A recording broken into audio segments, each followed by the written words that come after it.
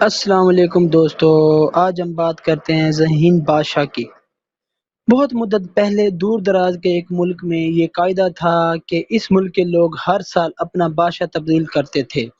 جو بھی بادشاہ بنتا وہ ایک عہد نامے پر دستخط کرتا کہ اس کی حکومت کا ایک سال مکمل ہونے کے بعد وہ اس عہدے سے دستبردار ہو جائے گا اور اس ایک دور دراز جزیرے پر چھوڑ دیا جائے گا جہاں سے وہ کبھی واپس نہیں آ سکے گا۔ جب ایک بادشاہ کا ایک سالہ دور حکومت مکمل ہو جاتا تو اسے ایک مخصوص جزیرے پر چھوڑ دیا جاتا جہاں وہ اپنی بقیہ زندگی گزارتا۔ اس موقع پر اس بادشاہ کو بہترین لباس پہنایا جاتا اور ہاتھی پر بٹھا کر اسے پورے ملک کا الوداعی سفر کرایا جاتا، جہاں وہ سب لوگوں کا آخری خیر باد کہتا۔ وہ بہت ہی افسوسناک اور غم زدہ لمحات ہوتے اور پھر وہاں کے لوگ بادشاہ کو اس جزیرے پر ہمیشہ کے لیے چھوڑ آتے۔ ایک مرتبہ لوگ اپنے پرانے بادشاہ کو جزیرے پر چھوڑ کر واپس آ رہے تھے کہ انہوں نے ایک ایسا سمندری جہاز دیکھا جو کچھ دیر پہلے ہی تباہ ہوا تھا، اور ایک نوجوان شخص نے خود کو بچانے کے لیے لکڑی کے ایک تختے کا سہارا لے رکھا تھا۔ چونکہ ان لوگوں کو ایک نئے بادشاہ کی بھی تلاش تھی، لہٰذا انہوں نے اس نوجوان شخص کو اپنی کشتی میں بٹھا لیا اور اپنے ملک لے آئے اور اس سے ایک سال کی حکومت کرنے کی درخواست کی۔ پہلے تو وہ نوجوان نہ مانا، لیکن پھر وہ ایک سال کے لیے بادشاہ بننے پر راضی ہو گیا۔ وہاں کے لوگوں نے اس بادشاہ کے تمام اصول اور طریقے سمجھا دیے اور یہ بھی بتا دیا کہ ایک سال کے بعد وہ اسے فلاں مخصوص جزیرے پر چھوڑ آئیں گے۔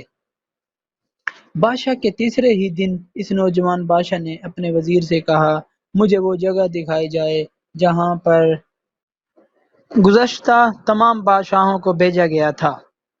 اس نے بادشاہ کی خواہش کا احترام کرتے ہوئے اسے وہ جزیرہ دکھانے کا اہتمام کیا۔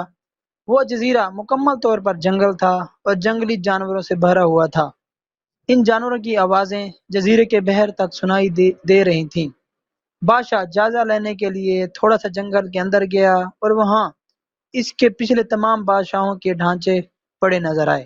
وہ سمجھ گیا کہ بہت جلد اس کا بھی یہی حال ہوگا اور جنگلی جانور اس کو چیر پھاڑ کر کھا جائیں گے۔ ملک واپس پہنچ کر بادشاہ نے مضبوط توانا جسم کے 100 مزدور اکٹھے کیے، ان سب کو اس جزیرے پر لے گیا اور حکم دیا جنگل کو 1 ماہ میں مکمل طور پر صاف کر دیا جائے، تمام خطرناک جانوروں کو مار دیا جائے اور سب فالتو درخت کاٹ دیے جائیں۔